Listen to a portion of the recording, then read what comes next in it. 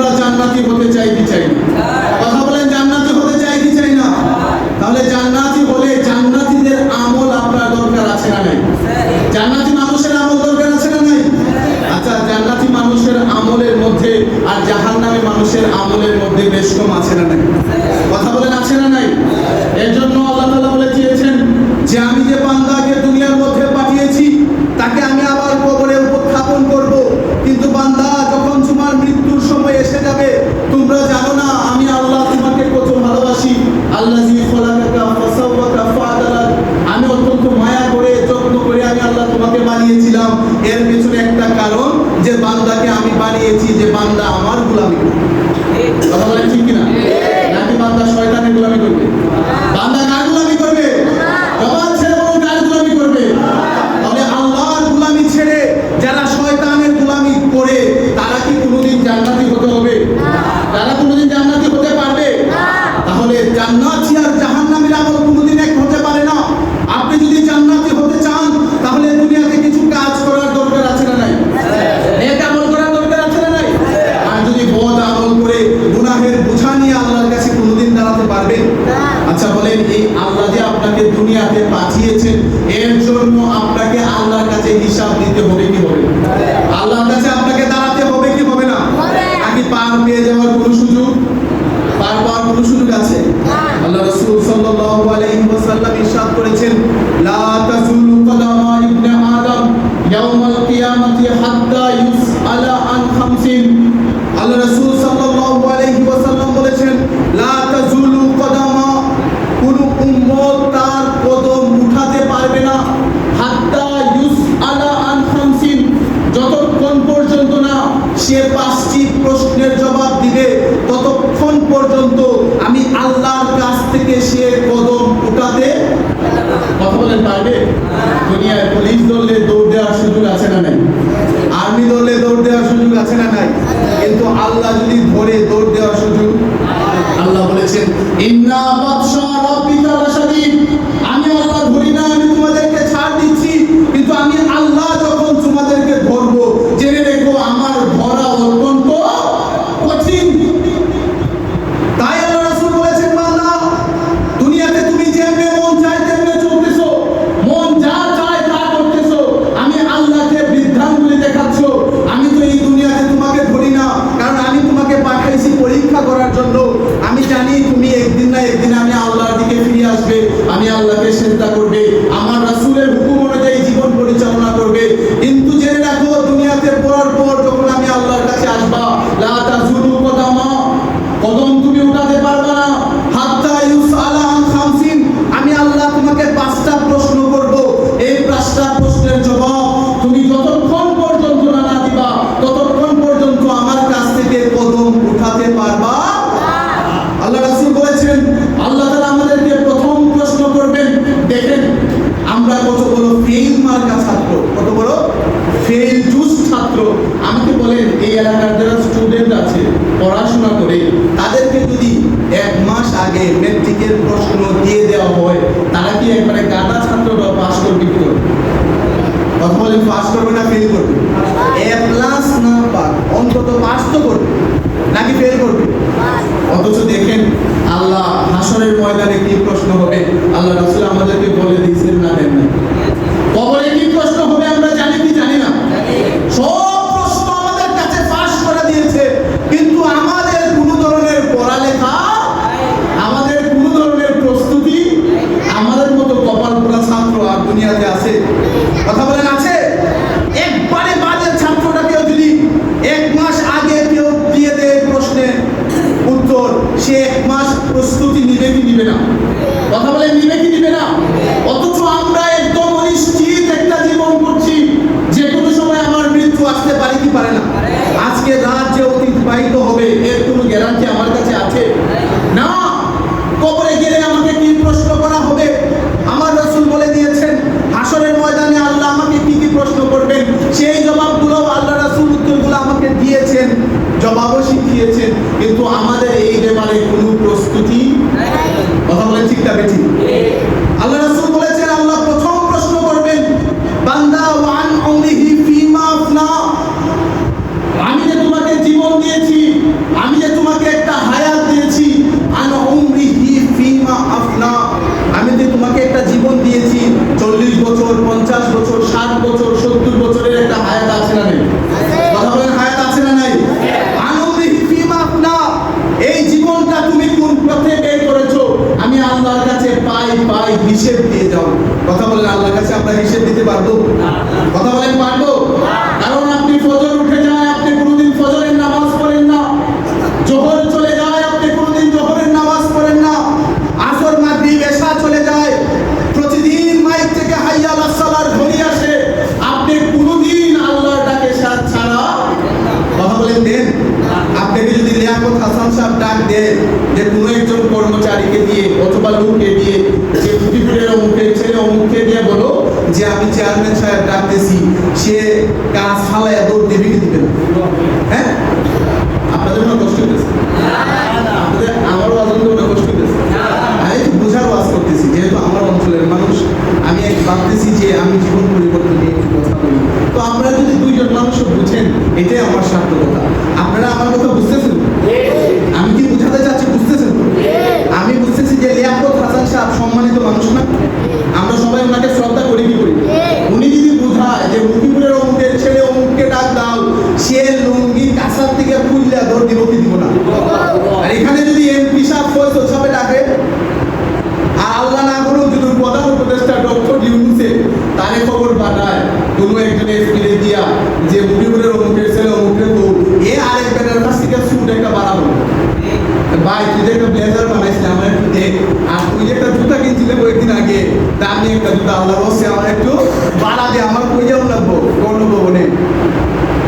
ঠিক না ঠিক? নাকি আমি মিথ্যা বললাম?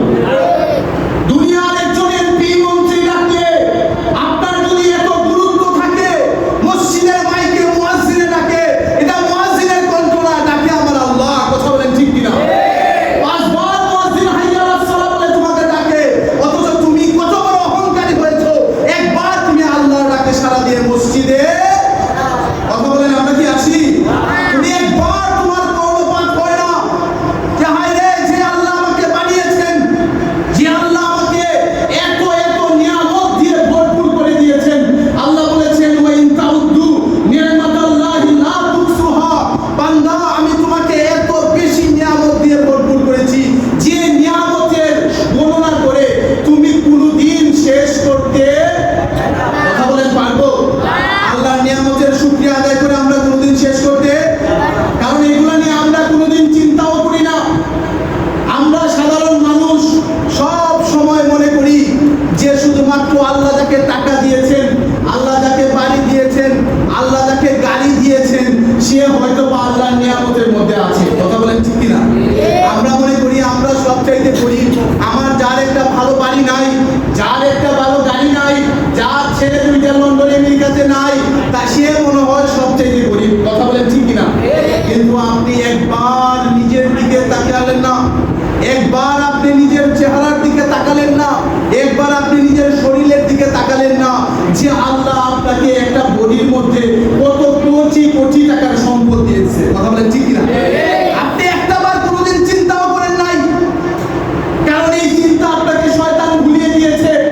শয়তান আপনাকে পাগল করে রাখছে দুনিয়ার জন্য, দুনিয়ার জন্য আপনাকে সামনে দুনিয়াটাকে চাকচিক্য করে তুলেছে যে তুমি দুনিয়ার পিছু দৌড়াও, এই দুনিয়াই তোমার সবকিছু। কথা বলেন ঠিক কিনা? কিন্তু মুমিন জানে দুনিয়া তার কাছে কিছু না, দুনিয়া শুধুমাত্র দুনিয়া মাজরাতুল আখিরাহ, এই দুনিয়াটা হচ্ছে আখিরাতের শস্য ক্ষেত্র। এই দুনিয়ায় যা বীজ রোপণ করবেন, জান্নাতে সেই বীজটাই উঠাবেন। কথা বলেন ঠিক কিনা? আপনি যখন টমেটো গাছ লাগান, বলেন টমেটো গাছে কোন সময় পেঁপে ধরেছে? ধান গাছে কোন সময় আপেল ধরেছে? হ্যাঁ, কেন? কারণ আপনি এই বীজ লাগাইছেন, এই বীজ পাবেন। এই দুনিয়াতে আপনি যে আমল করে যাবেন, আখিরাতে সেইগুলো আপনি ভোগ করবেন। সুবহানাল্লাহ। কথা বলেন ঠিক কিনা? কারণ আপনারা মনে করেন হায় রে, আল্লাহর কাছে কত দোয়া করি, আল্লাহ তো আমার দোয়া কবুল করে না, আমি তো কত কিছু আল্লাহর কাছে চাইলাম, আমার আল্লাহ তো আমাকে কোনো কিছু দেয় না। অমুকের ছেলে বিদেশ গিয়ে বিল্ডিং করে ফেলছে, অমুকের ছেলে লন্ডন চলে গেছে, অমুকের ছেলে আমেরিকা চলে গেছে, অমুকে 10 জায়গা রেখে গেছে, আল্লাহ তাআলা সব নিয়ামত দিচ্ছে। না রে ভাই, দুনিয়ার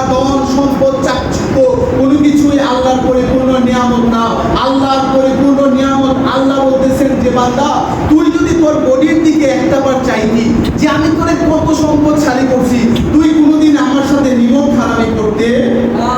আপনি বলেন যার একটা কিডনি নষ্ট হয়ে গেছে এমন রোগীর কথা আপনি জানেন? আপনি কোনোদিন শুনছেন? আপনারা মনে হয় জানেন না। যার একটা কিডনি নষ্ট হয়ে যায় এই লোকটা পৃথিবীতে বেঁচে থাকতে গেলে তার মাসে 50,000 টাকা দরকার হয়, তাকে একটা ডায়ালিসিস করতে হয়। আপনারা মনে হয় জানেন না, কারণ আল্লাহ তো আপনাদেরকে নিয়ামত দিছে, আল্লাহ আপনাকে সুস্থ রাখছে। আপনারা এই বিষয়ে কোনোদিন কল্পনা হয়তো বা করেন না। শিক্ষিত যারা আছেন অনেকে হয়তো জানেন, যাদের দুইটা কিডনি বিকল হয়ে যায় এই শরীরের মধ্যে হাজার হাজার অঙ্গ আছে না নাই? কথা বলেন, হাজার হাজার অঙ্গ আছে না নাই? এর মধ্যে কিডনি একটা অঙ্গ না দুইটা অঙ্গ? এটা একটা অঙ্গ, দুইটা কিডনি মিলে একটা অঙ্গ কিনা? একটা অঙ্গ। এই একটা অঙ্গ যদি আপনার নষ্ট হয়ে যায় তাহলে এই রোগীটা যদি পৃথিবীতে বেঁচে থাকতে চায় তার মাসে কমসে কম 50,000 টাকা দরকার। একবার ডায়ালিসিস করতে 5,000 4,000 টাকা দরকার হয়, অথচ আপনার মালিক প্রতি মাসে একটা অঙ্গ থেকে আপনাকে 50,000 টাকা বাঁচাই দিচ্ছে। কথা বলেন ঠিক না বেঠিক? এমন আপনারা আমাকে যারা শুনছেন যাদের দুইটা চোখ নষ্ট হয়ে গেছে, আপনাদের কাউকে যদি বলা হয় আমি তোমাকে 10 কোটি টাকা দিব, তোমার দুইটা চোখ আমাকে দান করে দাও, আপনারা কেউ দিবেন? কথা বলেন, কেউ দিবেন? দেখেন স্থান বেঁধে আপনার দুইটা চোখের মূল্য 10 কোটিরও বেশি।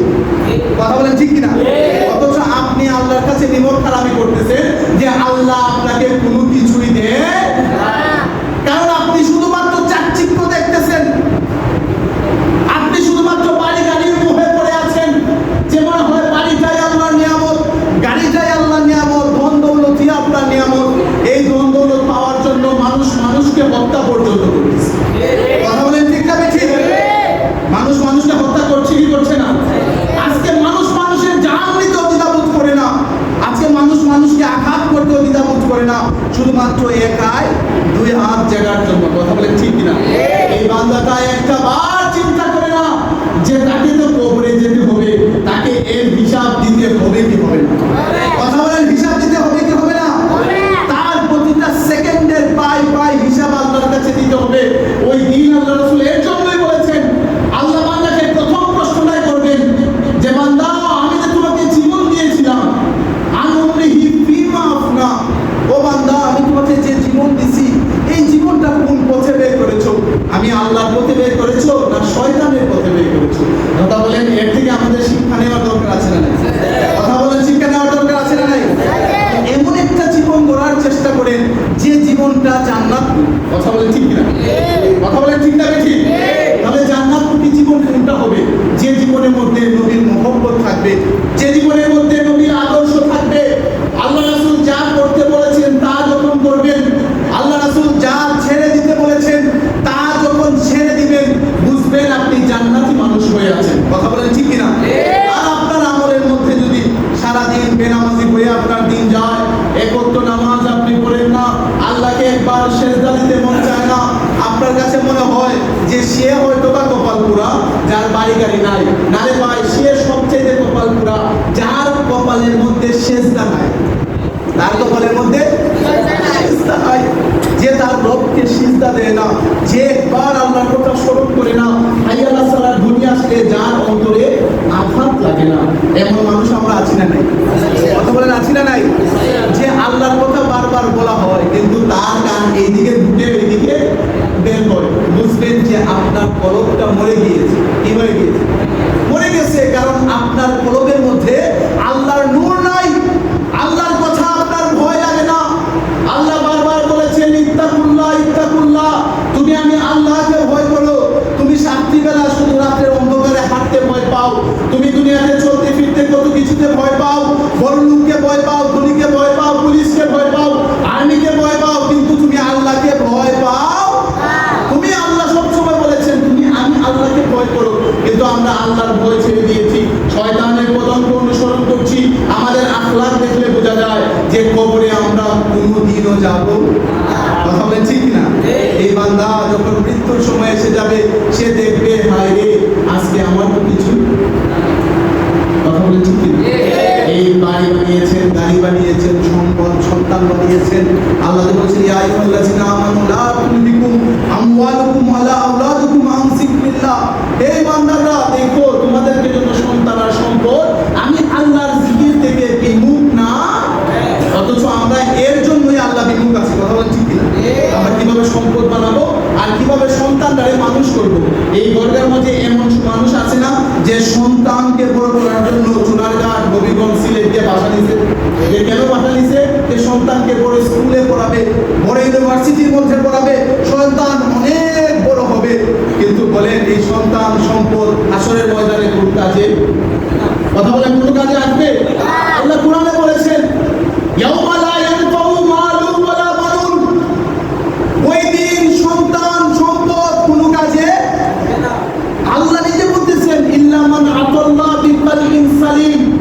ওই দিন যে বান্দাটা আমার একটা কলবে সালিম নিয়ে আমার কাছে আসতে পারবে, একটা পবিত্র আত্মা নিয়ে আমার কাছে আসতে পারবে, ওই বান্দাটাই মাফ পেয়ে যাবে। সুবহানাল্লাহ। অথচ আমরা কলবে সালিমের কোনো কাজ করছি না, শুধুমাত্র সন্তান আর সম্পদ বানাচ্ছি। কথা বলেন ঠিক কিনা? এই সন্তান সম্পদ আল্লাহর কাজ করায় আপনাকে কোনোদিন ছাড়াতে পারবে কিন্তু ইল্লা মান আতাল্লাহ। আল্লাহ বলছেন ওই বান্দা মাফ পেয়ে যাবে বিকলবিন সালিম, যে একটা কলবে সালিম। এখন আপনাকে বলতে চাই কলবে সালিম কি আপনারা জানতে চান কি চান? যে কোনটা কলবে সালিম? কথা বলেন ঠিক কিনা? অবশ্যই করে আল্লাহুম্মা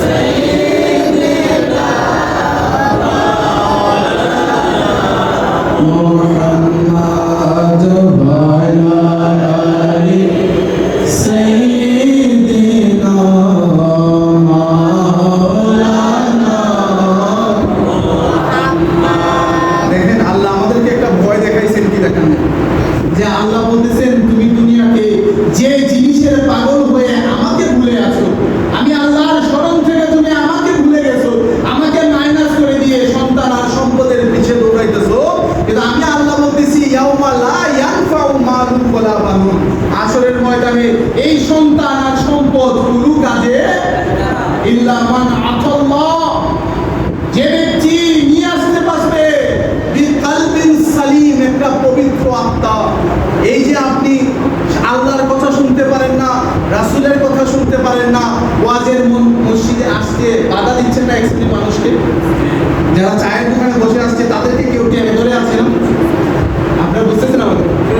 আপনি বুঝেন না? আজান দিয়ে একজনে বলে না যে আপনার পায়জামাটা খারাপ, শরীরটা মেজমেজ করতেছে, কেউ একজন বলে কি বলে না? যেটা চায়ের দোকানে আড্ডার মধ্যে কেউ বলে সন্ধ্যার সময় এক কাপ চা নেন, এই এক কাপ চা গল্প করতে করতে রাত 10টা বাজে, আপনার কোনো খবর ওটা খালি নুমাইলাম বাজারও 10টা বাজে গেছে না আও জায়গা। আর এই লোকটাই যখন জুমাবারে মসজিদের মধ্যে আসে, ইমাম সাহেব তখন 5 মিনিট কথা বেশি বলে। কথা বলেন ঠিক কিনা? যে 15 শেষ করার কথা কিন্তু শেষ করছে 20-এ। কথা বললে একটু সরে যায় না, কথা লম্বা হয়ে যায় কি যায় না?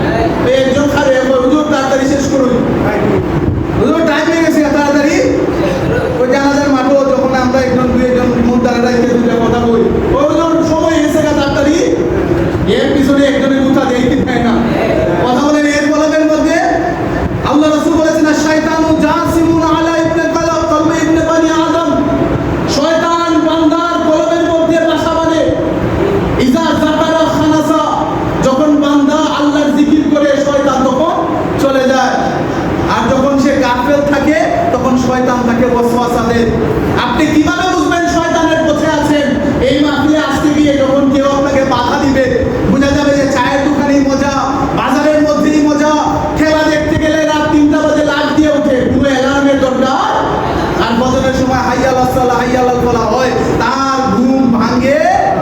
কথা বলেন ঠিক কিনা? ব্রাজিল আর্জেন্টিনা খেলা যখন রাত 3টা বাজে হয়, আমাদের কি আর ডাক দেওয়া লাগে? এই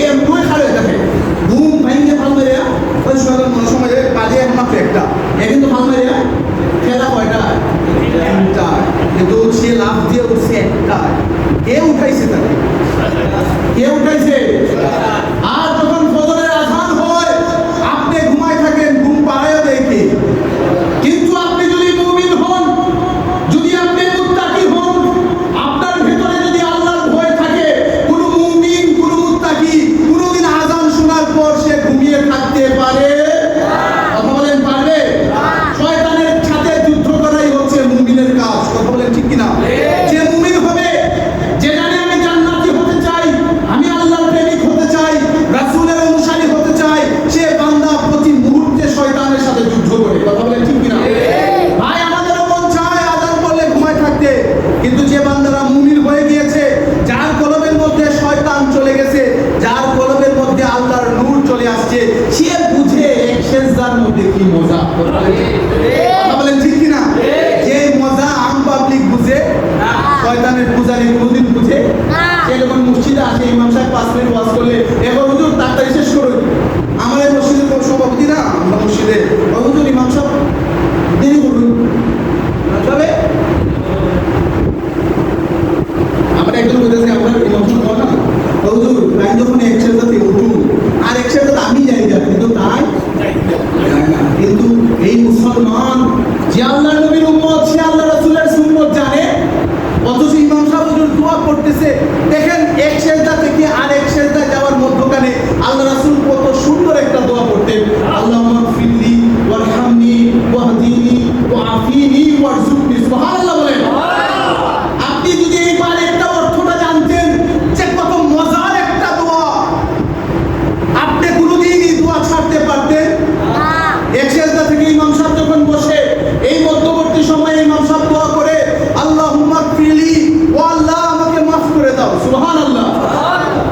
ওয়ারহামনি, ও আল্লাহ তোমার রহমত আমার উপর বর্ষণ করো। ওয়াআফিনি, ও আল্লাহ আমার সমস্ত রোগ দূর করে দাও। ওয়ারযুকনি, হে আল্লাহ তুমি আমাকে উত্তম রিজিকের ব্যবস্থা করে দাও। সুবহানাল্লাহ। এর চাইতে সুন্দর আর দোয়া হতে পারে? কথা বলে, এর চাইতে সুন্দর দোয়া হতে পারে? এখানে আপনাদের পড়ার দরকার আছে না নাই? এখানে আপনি শুধু নামাজ পড়তেছেন, কিন্তু এই নামাজ আপনার জীবন পরিবর্তন। এই নামাজ আল্লাহ শুনে না। কেন শুনে না? কারণ আপনার নামাজ আল্লাহ রাসূলের সুন্নাহ অনুযায়ী হয়। নামাজ শুধু পড়লেই হবে না। আল্লাহ বলেছেন ক্বাদ আফলাহাল মুমিনুন আল্লাযীনা হুম ফি সলাতিহিম খাশিউন। মুমিনরা সফল কাম হয়ে গেছে।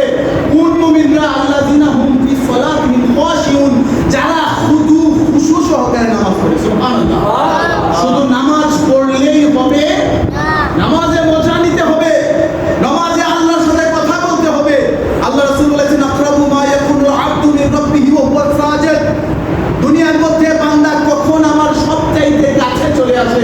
তোমরা কি জানো? আকরাবু সবচাইতে কাছে চলে আসে, ইসমের তাবদীলের সিগা, সবচাইতে কাছে, কাছে না শুধু, আকরাবু সবচাইতে কাছে চলে আসে মির রাব্বিহি ওয়া হুয়া সাজিদ। বান্দা যখন সিজদা দিয়ে দেয়, আপনি তো হিসাব করেন সুবহানাল্লাহিল আলা কুল্লুহুম 3 বার হইল কিনা। আর যারা নেককার, যারা আল্লাহ ওলি, যারা আল্লাহ বলা হয়ে গিয়েছে, দাদা হুজুর কেবলা আমির আলী রাদিয়াল্লাহু তাআলা আনহুর জীবন দশায় আমরা দেখেছি, দাদা ভাই একটা সিজদা দিবেন 40 মিনিট চলে গেছে। সুবহানাল্লাহ।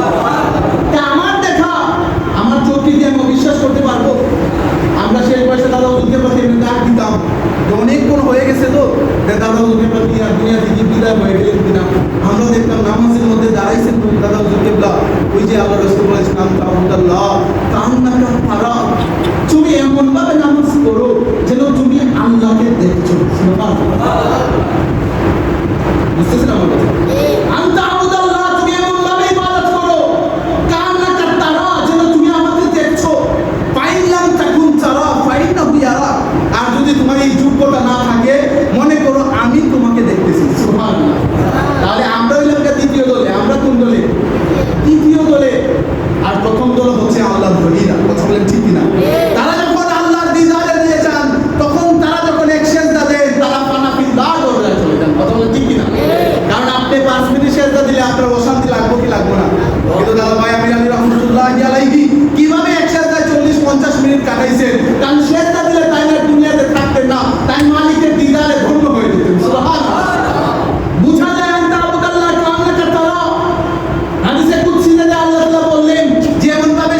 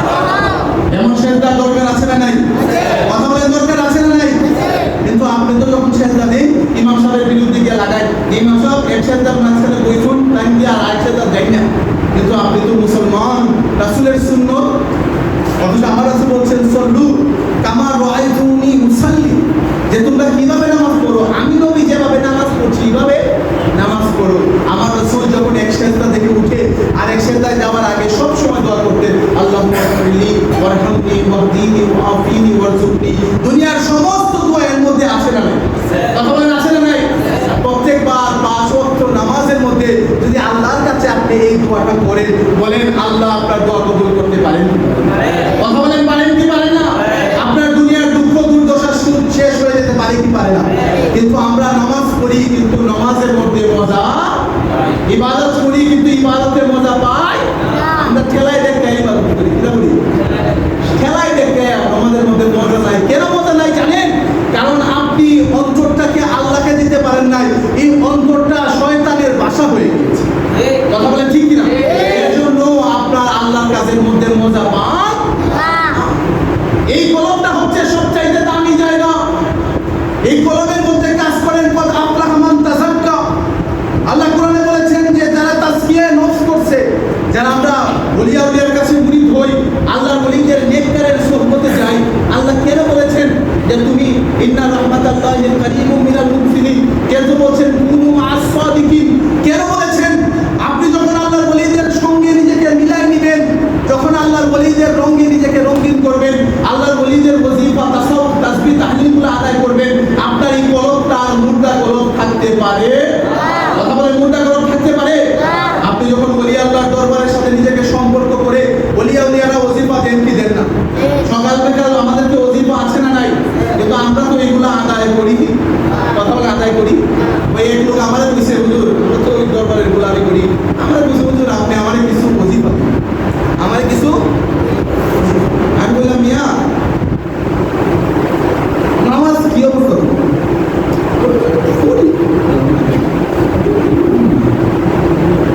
মিয়া তুমি 5 ওয়াক্ত নামাজের খবর নাই আর তুমি আইছো আমার কাছে ওজিফা চাইতে। এটা বলে গিয়ে এক লোক গেছে ডায়াবেটিস রোগী, ডাক্তারের নতুন যখন ডায়াবেটিস আমার মনে জানে, ডাক্তার তারে কইছে যে সকালে 3টা রুটি আর রাতে 3টা রুটি খাইবা। এ দিগা যে খাওয়ানোর আগে খাইতাম না পরে খাইতাম। আগের মানুষ না, আগের মানুষরা খাইছে না বেশি, অনেক খাবার খাইতো। এরা তো কয়েক বল বাকি খাইছে। তো এই বেটারে যদি শেষ বয়সে গিয়া বয় ডাক্তারে 3টা রুটি খাইতো, এরকম পুরান মানুষ আপনার মুড়ি করে 100টা রুটিও খাই দিচ্ছে। এবার এখন খবর আমরা শুনছি তো। এই লোকের কাছে যখন গিয়া বলছে যে সকালে 3টা রুটি আর রাতে 3টা রুটি, জিগায় খাওয়ানোর আগে খাইতাম না খাওয়ানোর পরে খাইতাম। ঠিক এই অবস্থা আমাদের মুরিদরা আর মুসলমানরা রয়েছে। তারা আজকে আমাদের কাছে তাসবিহ চায়, অথচ তার 5 ওয়াক্ত নামাজের কোনো খবর। অথচ আল্লাহ রাসূল সাল্লাল্লাহু আলাইহি ওয়াসাল্লাম বলেছেন কেউ যদি প্রত্যেক 5 ওয়াক্ত ফরজ নামাজের পরে সুবহানাল্লাহ 33 বার, আলহামদুলিল্লাহ 33 বার, আল্লাহু আকবার 34 বার, এই 100 বার এই তাসবিহ 3টা পড়বে, আল্লাহ রাসূল বলছেন তার গুনাহ যদি কানা জাবাদিল পাহাড়, সমুদ্রের ফেনা পরিমাণও হয়, আল্লাহ তাআলা তার সেই গুনাহকে মাফ করে দিবেন। সুবহানাল্লাহ।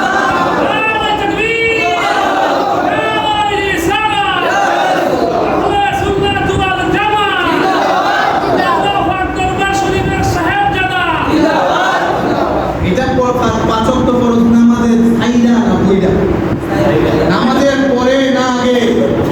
যখন নামাজ পড়বেন 5 ওয়াক্ত তখন আপনার জন্য এটা বোনাস। কথা বলেন ঠিক কিনা? আল্লাহ রাসূল বলেছেন মান কারা আয়াতুল কুরসি ইল্লা দুবুরা কুল্লি সালাতিন মাকতুবা লাম ইয়ামনাউ দুখুলাল জান্নাতা ইল্লাল মাউত। কেউ যখন প্রত্যেক 5 ওয়াক্ত ফরজ নামাজের পরে আয়াতুল কুরসি একবার তেলাওয়াত করবে, আল্লাহু লা ইলাহা ইল্লা হুয়াল হাইয়ুল কাইয়ুম, এই সবচেয়ে বড় আয়াতটা কোরআনের যে তিলাওয়াত করবে, আল্লাহ রাসূল বলেছেন মান কারা আয়াতুল কুরসি ইল্লা জুমরা সালাতুল মাকতুবা, প্রত্যেক ফরজ নামাজের পরে কেউ যখন আয়াতুল কুরসি একবার তেলাওয়াত করবে, আল্লাহ রাসূল কি সুন্দর ঘোষণা দিচ্ছেন, লাম ইয়ামনাউ দুখুলাল জান্নাহ, তাকে কোনো কিছু বাধা দিতে পারবে না, ইল্লাল মাউত, মৃত্যু ছাড়া জান্নাতে যাইতে তার কোনো বাধাই নেই। সে মরবে আর সাথে সাথে এখন আপনারা বলবেন হাসর তো অনেক পরে হবে, মিজান অনেক পরে হবে, জান্নাত তো কেমনে যাবে? আল্লাহ রাসূল বলেছেন কোন বান্দা যখন মারা যায়, সে যখন কবরের মধ্যে প্রবেশ করে, কবরের 2টা হালত হয়ে যায়। একটা হালত হচ্ছে আল কবরু রাউযাতুম মিন রিয়াদিল জান্নাহ, কোন নেককার মুমিন বান্দা যখন মারা যায় তার কবরটা হয়ে যায় জান্নাতের বাগান। সুবহানাল্লাহ। আও হুফরাতুম মিন হুফারিন নিরান, আর যখন সে পাপিষ্ঠ থাকে, জাহান্নামে থাকে, তার কবর যায় জাহান্নামে। নাউজুবিল্লাহ বলুন। তাহলে কবরটাই জান্নাতে, আল কবরু রাউদাতুম মিন রিয়াদিল। এখানে একটা প্রশ্ন বলে আপনারা কি গোসা করবেন? এখানে একটা আকীদার একটা কথা বলি কি আপনারা গোসা করবেন? এখন আপনি বলবেন যে আমার কথা তো আসলাই আকীদার বাইরে কেড়ে ঢুকলে কথা দরকার আছে না? আপনারা প্রশ্ন করবেন না যে হুজুর আমল তো আসলাই আমরা শুনছিলাম।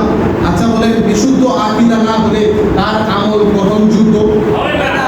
তার ঈমান যতক্ষণ পর্যন্ত পরিপূর্ণ না হবে, তার আকীদা যতদিন পর্যন্ত বিশুদ্ধ না হবে, ততক্ষণ পর্যন্ত তার কোনো আমল গ্যারান্টেড হবে না। কেন হবে না? কারণ সে পরিপূর্ণ ঈমানদার হয় না।